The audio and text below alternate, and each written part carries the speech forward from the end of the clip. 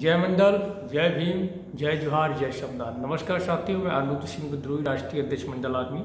साथियों, आज के वीडियो का टॉपिक है किस राज्य में कितना ओबीसी आरक्षण लागू है और केंद्र सरकार की सूची में किस राज्य की कितनी ओबीसी जातियां शामिल हैं।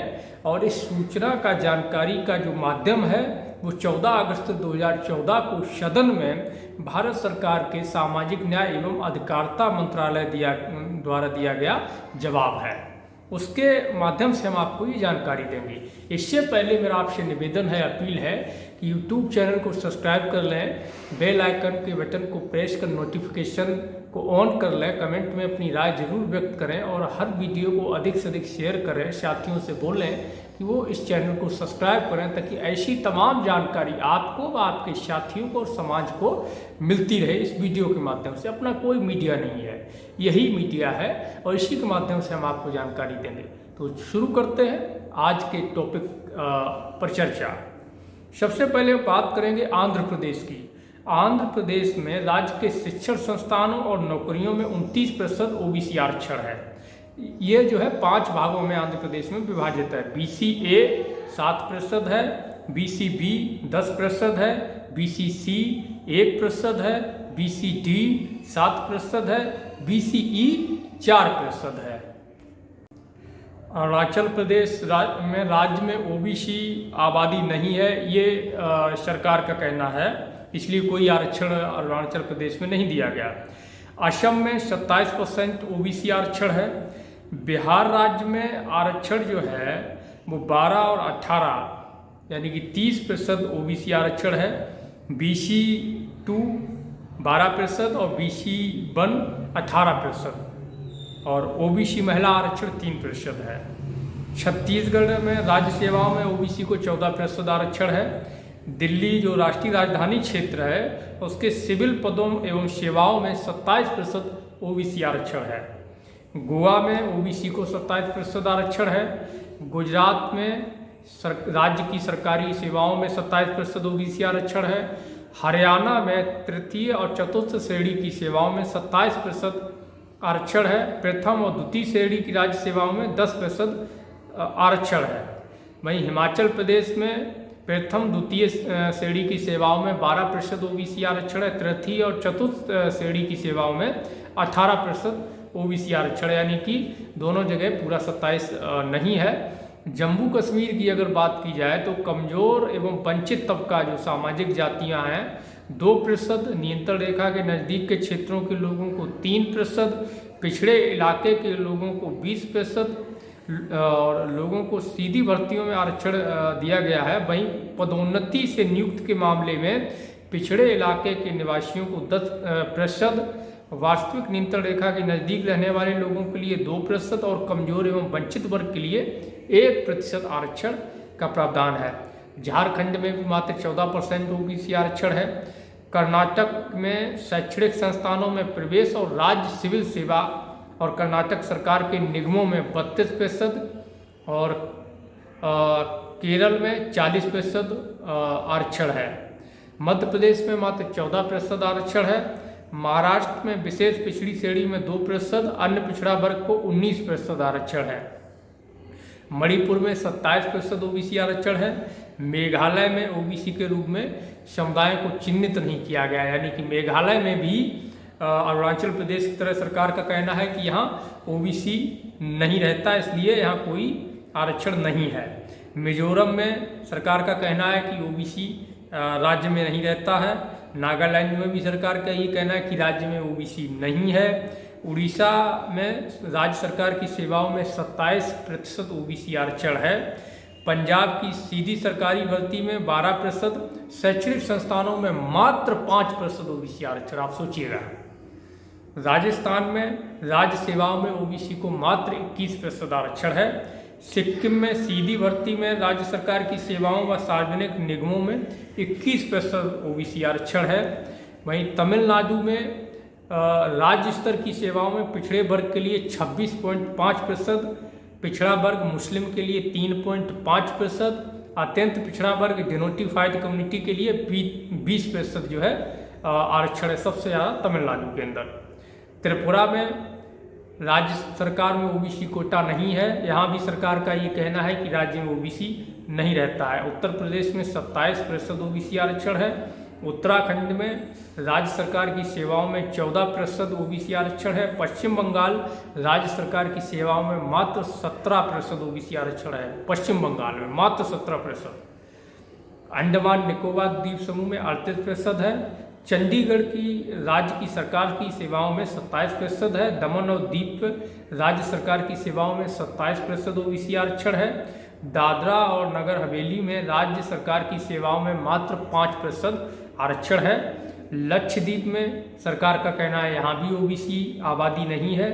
पांडुचेरी में अत्यंत पिछड़ा वर्ग एमबीसी को 20%, अन्य पिछड़ा वर्ग ओबीसी 13% और पिछड़ी जनजाति बीटी 1%, कुल 34% पांडुचेरी में ओबीसी आरक्षण है। अब आप सोचिएगा कि अरुणाचल प्रदेश और मेघालय के साथ में मिजोरम, नागालैंड और त्रिपुरा, लक्षद्वीप ऐसे राज्य हैं जहां सरकार कहती है यहाँ ओबीसी नहीं रहता है। खैर, अब हम आपको ये बताएंगे कि केंद्र सरकार की ओबीसी सूची में जातियों की संख्या क्या है, किन राज्यों से। अंडमान और निकोबार द्वीप समूह में 5 ओबीसी जातियां हैं।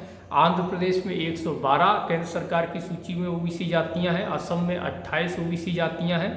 बिहार में 136 केंद्र सरकार की सूची में ओबीसी जातियां हैं। चंडीगढ़ में 60 ओबीसी जातियां हैं। छत्तीसगढ़ में 67 ओबीसी जातियां हैं।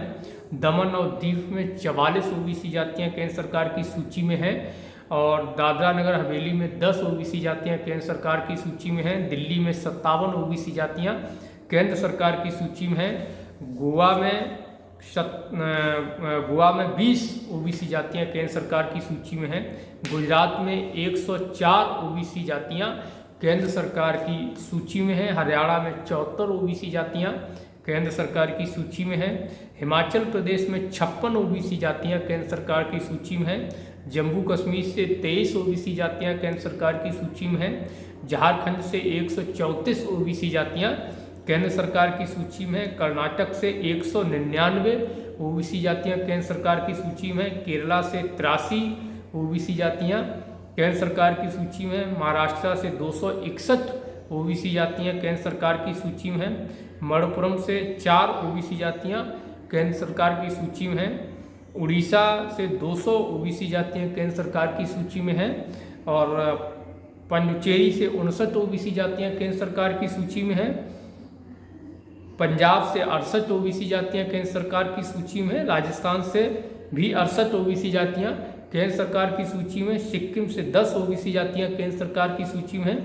तमिलनाडु से 181 ओबीसी जातियां केंद्र सरकार की सूची में है। त्रिपुरा से 42 ओबीसी जातियां केंद्र सरकार की सूची में है।